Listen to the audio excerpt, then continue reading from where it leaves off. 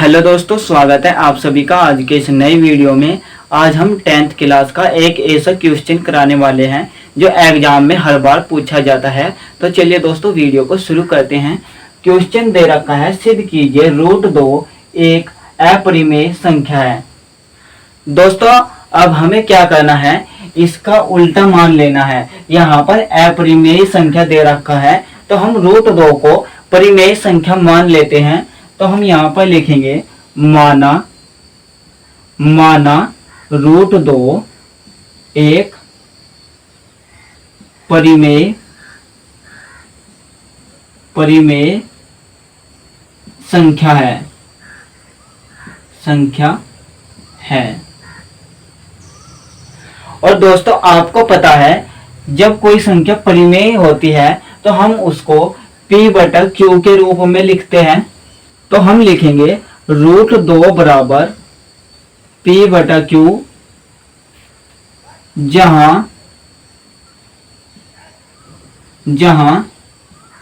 p और q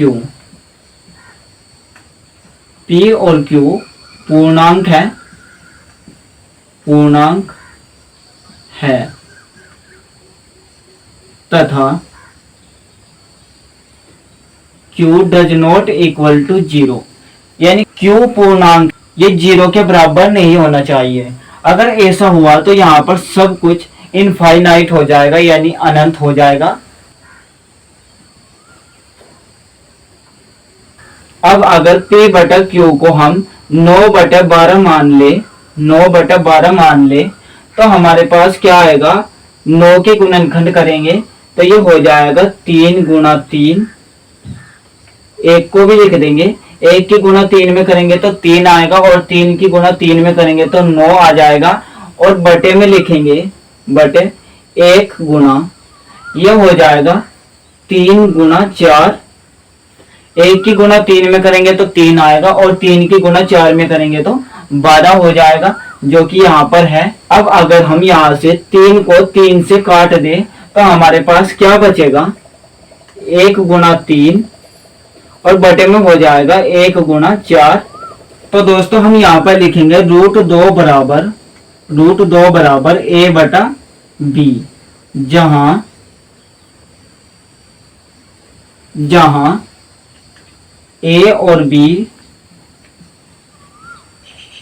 और b सह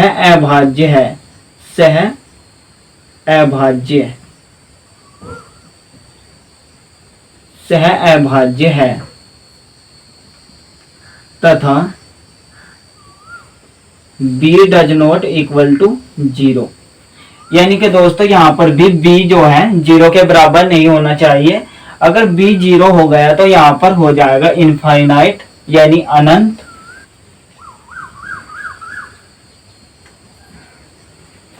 यहाँ पर सह अभाज्य का क्या मतलब है दोस्तों, जैसे कि हमने यहाँ से 3 कॉमन था तो हमने 3 को 3 से कैंसिल कर दिया, यानी कि कट गया 3 से 3। अब यहाँ पर बचा 1 × 3 और बटे में हो गया 1/4। तो इस पूरे को हमने लिख दिया a/b। तो दोस्तों सह अभाज्य का मतलब यह है कि जो हमारे पास संख्या बची हुई है उसका गुणांक सिर्फ और सिर्फ 1 है। जैसे कि यहाँ पर 1 है, 3 का गुणांक 1 है और 4 का गुणांक भी 1 है। तो यहाँ पर भी दोस्तों क्या है, a का गुणांक 1 है और b का भी गुणांक 1 है। अब इसको हम क्या लिख सकते हैं, 1 से भाग कर सकते हैं। अगर हम 1 से भाग करें तो हमारे पास क्या आएगा, 3/4 आ जाएगा। अब इसका मतलब है दोस्तों कि यहाँ पर हमने 1 से भाग दिया है और यहाँ पर भी बटे में 1 से भाग दिया है। तो दोस्तों इसके अनुसार हम कह सकते हैं a के बटे में 1 है और b के बटे में भी 1 है। इसका मतलब हुआ दोस्तों a जो है 1 से भाग हो रहा है और b भी। अब हमें क्या देखना है कि दोस्तों यहाँ पर a जो है किसी और संख्या से भी भाग हो रहा है या नहीं, और b को भी देखना है कि b किसी और संख्या से भाग हो रहा है या नहीं। अब हम क्या करेंगे, √2 के बटे में 1 मान लेंगे और इनकी हम वज्र गुणा कर देंगे। तो यहां से हमारे पास क्या आएगा, b√2 बराबर 1 की गुणा a में करेंगे तो a आ जाएगा। अब क्या करना है, दोनों पक्षों का दोनों पक्षों का वर्ग करने पर, वर्ग करने पर, करने पर। अब हम यहाँ पर वर्ग करेंगे तो हमारे पास क्या आएगा, ये हो जाएगा b की घात 2। रूट 2 का वर्ग करेंगे तो रूट हट जाएगा, तो हमारे पास क्या आएगा 2 बराबर, ये हो जाएगा a की घात 2। तो यहाँ से हमारे पास क्या आएगा b की घात 2 बराबर, 2 को हम बराबर के चिन्ह से दूसरी तरफ लेकर जाएंगे तो ये बटे में आ जाएगा, यानी भाग में आ जाएगा। क्योंकि दोस्तों यहाँ पर गुणा में है तो दूसरी तरफ जा करके भाग में हो जाएगा, तो ये हो जाएगा a स्क्वायर बटा 2। इसका मतलब है दोस्तों a स्क्वायर 2 से भाग हो रहा है, और जब a स्क्वायर 2 से भाग हो रहा है तो a भी 2 से भाग होगा। हम यहाँ पर लिखेंगे 2 a स्क्वायर को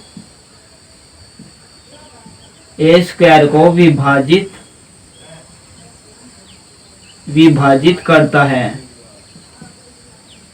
विभाजित करता है, इसलिए 2 a को भी विभाजित करेगा, a को भी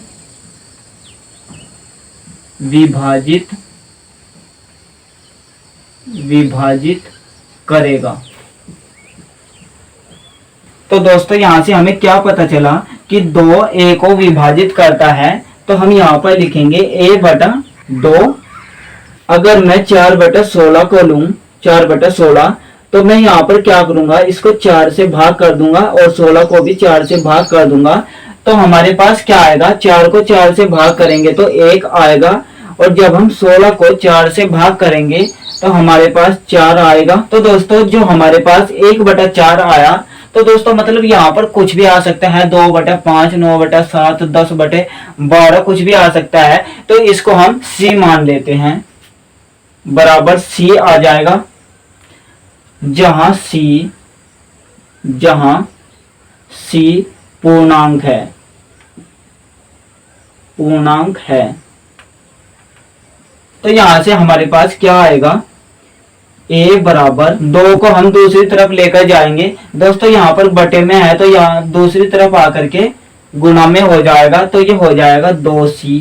अब हम क्या करेंगे, a का मान हम यहाँ पर रखेंगे समीकरण 1 में। तो यहाँ से हमारे पास क्या आएगा, b स्क्वायर बराबर a की जगह रखेंगे 2c और इसका होल स्क्वायर बटे 2, b स्क्वायर बराबर ये हो जाएगा 4c स्क्वायर बटा 2।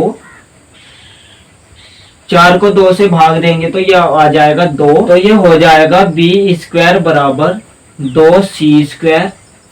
अब अगर हम 2 को इस तरफ लेकर आए तो ये भाग में चला जाएगा और ये हो जाएगा b स्क्वायर बटा 2 बराबर c स्क्वायर। तो दोस्तों इसका मतलब है 2 जो है b स्क्वायर को भाग कर रहा है और 2 b को भी भाग करेगा। तो हम यहाँ पर लिखेंगे इसका अर्थ है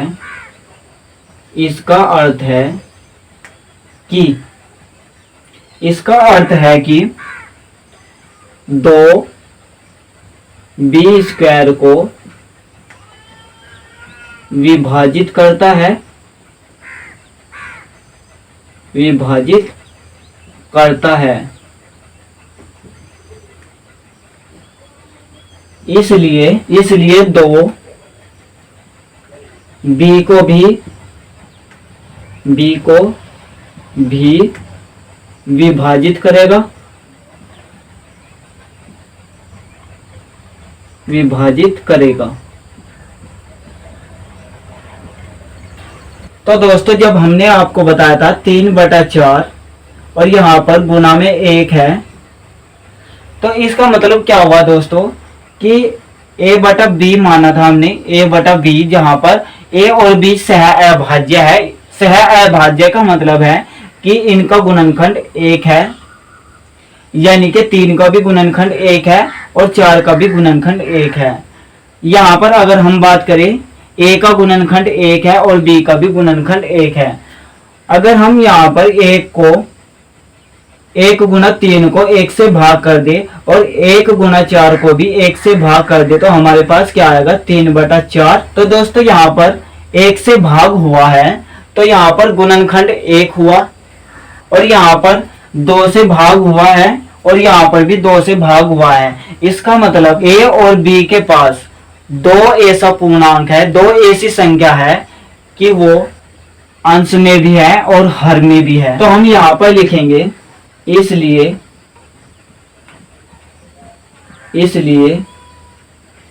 a और b में कम से कम 2 अभाज्य गुणनखंड है।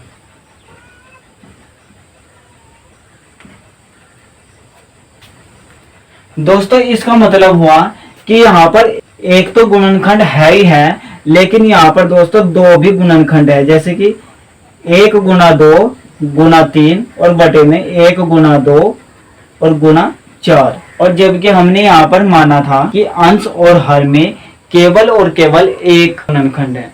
अब हम यहाँ पर लिखेंगे अतः हमारी कल्पना गलत थी कि हमारी कौन सी कल्पना गलत थी कि हमने जो है √2 को परिमेय संख्या माना है, कि √2 एक परिमेय संख्या है।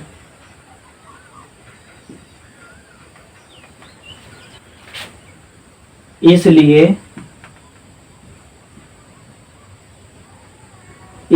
√2 एक अपरिमेय संख्या है, अपरिमेय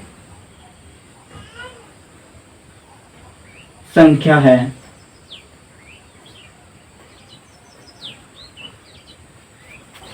तो दोस्तों हमारी ये वीडियो कैसी लगी कमेंट बॉक्स में जरूर लिखना।